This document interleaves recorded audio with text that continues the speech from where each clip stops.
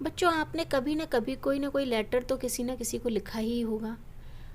क्या आपको पता है कि ये अपने सही पते और सही समय पर किस तरह पहुंचते होंगे?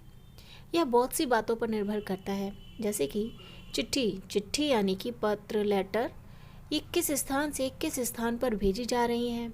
संदेश पहुंचाने की कितनी जल्दी है, आपने पूरा और ठीक पता लिखा है कि नहीं, आपने उस पर डाक टिकट लगाया है कि नहीं, आदि।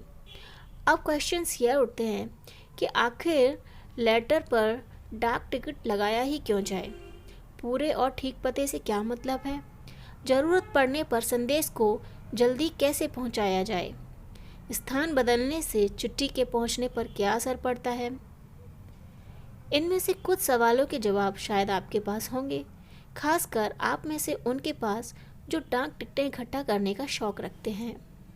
इन सवालों के जवाब के लिए नीचे दिए गए ये दोनों पत्रों को जरा ध्यान से देखिए। ये दोनों पते किस तरह से भिन्न हैं, यानी अलग हैं। गांधी जी को भेजे गए पत्र में पते की जगह पर लिखा है महात्मा गांधी जहाँ हो वहाँ, वर्धा, जबकि लिफाफे पर इमारत या संस्थान से लेकर शहर तक का नाम लिखा हुआ है। पते में सबसे छोटी भौगोलिक इकाई से शुरू करके बड़े की ओर बढ़े हैं। छोटे से बड़ी भौगोलिक इकाई का मतलब यह हुआ कि घर के नंबर के बाद गली मोहल्ले का नाम, फिर गांव, कस्बे, शहर के जिस हिस्से में है उसका नाम, फिर गांव या शहर का नाम। शहर के नाम के बाद लिखे अंक को पिन कोड कहते हैं। हर जगह को एक पिन कोड दिया गया है।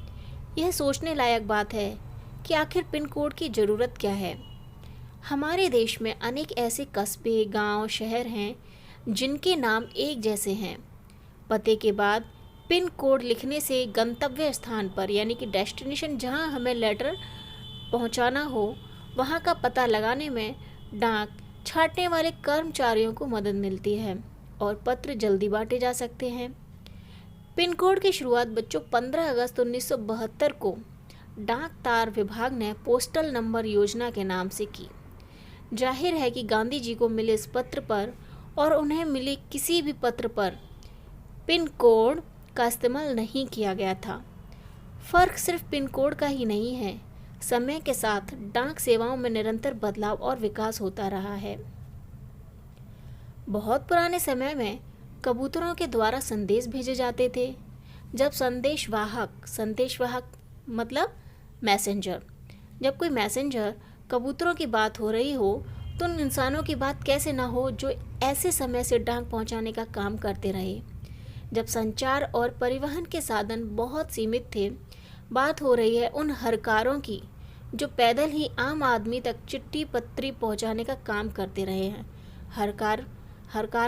हरकार वह व्यक्ति होता है जो पैदल ही द्वार द्वार, घर घर तक चिट्ठी पत्रों को पहुंचाने का काम करते हैं। राजा महाराजाओं के पास घुड़सवार हरकार हुआ करते थे।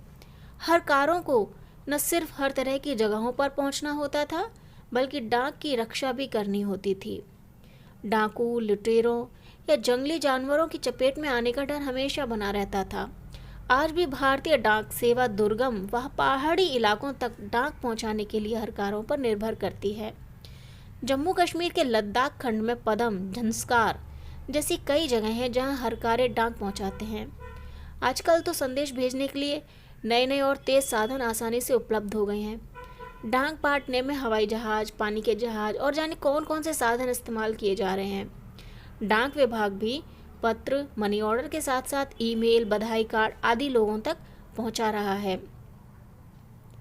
कबूतरों की उड़ान से लेकर हवाई डाक सेवाओं तक का सफ़र दिलचस्प करने वाला है। यह सोचकर आश्चर्य होता है कि कबूतर जैसा पक्षी संदेशवाहक भी हो सकता है। कबूतर की कई प्रजातियां होती हैं और ये सभी संदेश लाने ले जाने का काम नहीं कर सकती। गिरहबाज या हुमर वह प्रजाति है जिसे प्रशिक्षित करके डाक संदेश भेजने के काम में लाया जाता है।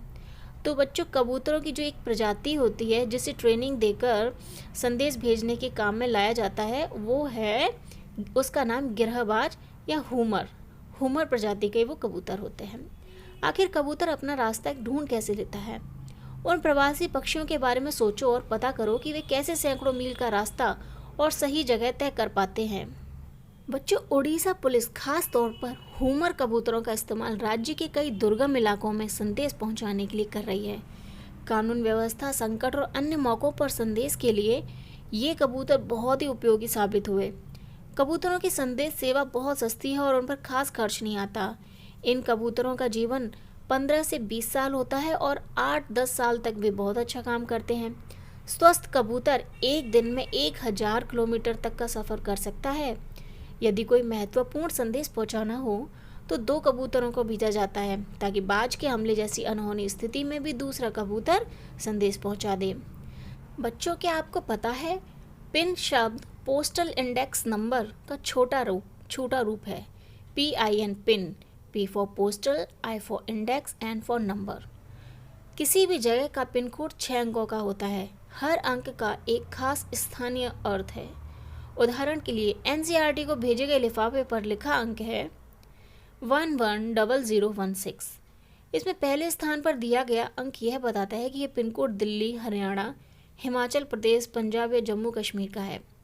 अगले 2 अंक यानी 10 यह तय करते हैं कि यह दिल्ली राष्ट्रीय राजधानी क्षेत्र के उपक्षेत्र दिल्ली का कोड है। अगले 3 अंक यानी 016 दिल्ली उपक्षेत्र, 016 दिल्ली उपक्षेत्र के एक ऐसे डाकघर का कोड है जहां से डाक बांटी जाती है। अब जहां आपका स्कूल है, आप उस इलाके का पिन कोड पता करो। अपने घर के इलाके का पिन कोड नंबर भी पता करो। पिन कोड की जानकारी डाकघर से प्राप्त की जा सकती है। डाकघर में टेलीफोन डायरेक्टरी की तरह पिन कोड डायरेक्टरी भी होती है।